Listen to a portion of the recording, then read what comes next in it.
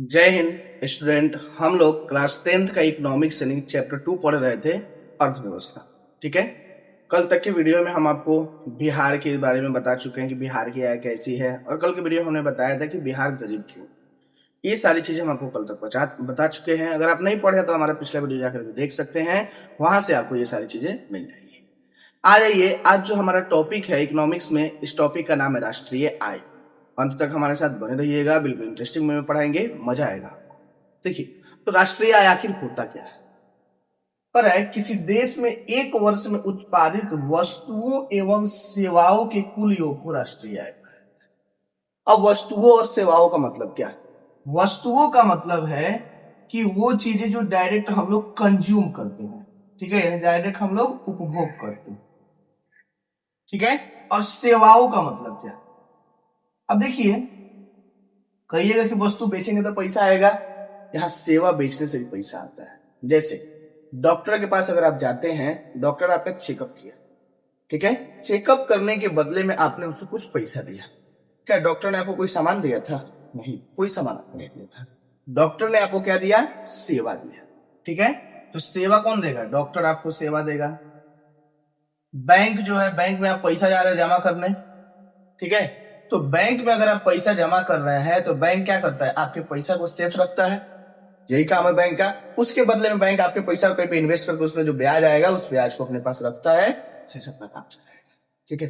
तो कहने का मतलब है कि कोई भी देश एक वर्ष में, टेन्योर मान लिया गया कि अब एक वर्ष का ही लिया गया, 10 वर्ष भी कर सकते थे, ले सकते थे, लेकिन अर्थशास्त्री एक एक वर्ष का हिसाब करके चलते हैं, ठीक है। जैसे आप जानते हो कि फाइनेंशियल ईयर आपका अप्रैल से शुरू होता है और मार्च में खत्म होता है, ठीक है। तो अप्रैल से लेकर के मार्च तक ये सारा बायोडाटा लगाया जाता है कि अप्रैल से लेकर मार्च तक देश में कितना वस्तु का उत्पादन हुआ, कितना सेवा का उत्पादन हुआ। यानी कहने का मतलब है कि वस्तु बेच करके कोई इंडस्ट्रीज कितना पैसा कमाया, या सेवा बेच करके कोई व्यक्ति कितना पैसा कमाया, और इन सब को अगर हम जोड़ देंगे, कुल योग का मतलब सबको जोड़ देना, यही कहलाता है हमारा राष्ट्रीय आय।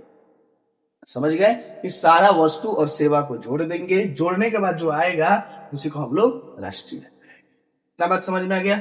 चलिए, अब यहाँ पे राष्ट्रीय आय का परिभाषा जो है अलग अलग अर्थशास्त्री द्वारा अलग अलग तरीके से दिया गया है। सबका कहने का मतलब वही है, तरीका बस अलग है। तो सबसे पहले देखिए, यहाँ कुछ इंपोर्टेंट है, बोर्ड में आपको पूछा है तो हम निकाल के लाए हैं। पहले professor Alfred Marshall. Professor Alfred Marshall जो है एक अर्थशास्त्री है। इन्होंने राष्ट्रीय आय के बारे में क्या परिभाषा दिया कि किसी देश की श्रम एवं पूंजी का उसके प्राकृतिक साधनों पर प्रयोग करने से प्रतिवर्ष भौतिक तथा अभौतिक वस्तुओं पर विभिन्न प्रकार की सेवाओं का जो शुद्ध समूह उत्पन्न होता है, उसे राष्ट्रीय आय कहते हैं।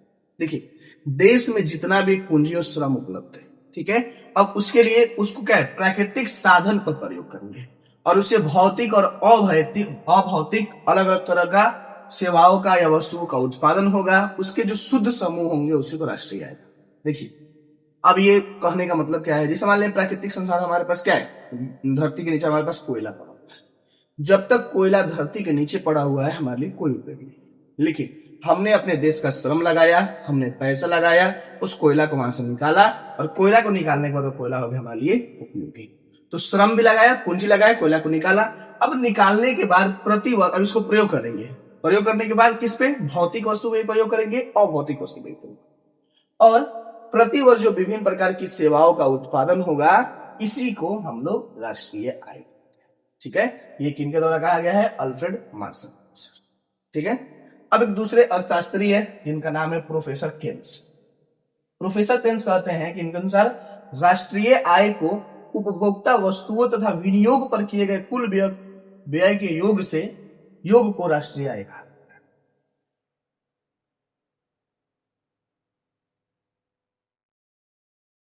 योग से राष्ट्रीय आय निकाला जाता है, परिभाषा निकाला। देखिए, ये कह रहे हैं कि राष्ट्रीय आय को उपभोक्ता वस्तुओं तथा विनियोग वस्तुओं पर किए गए कुल व्यय के योग, यानी राष्ट्रीय आय में जो विनियोग है और उपभोग का वस्तु है, दोनों को अगर जोड़ देंगे तो हमारा आ जाएगा राष्ट्रीय आय। अब देखिए कैसे, यहां इन्होंने एक फॉर्मूला दिया प्रोफेसर केन्स ने, y बराबर c प्लस आई, जहां y जो है यह आपका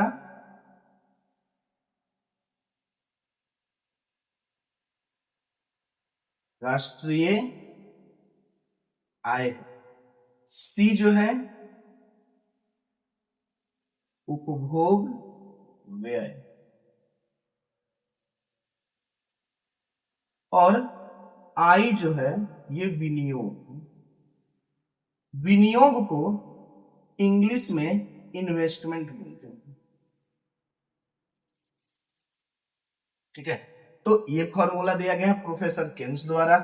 ये कहते हैं जो वाई है सी प्लस आई के बराबर है, यानी राष्ट्रीय आय जो है उपभोग व्यय और विनियोग दोनों को जोड़ देंगे तो आ जाएगा राष्ट्रीय।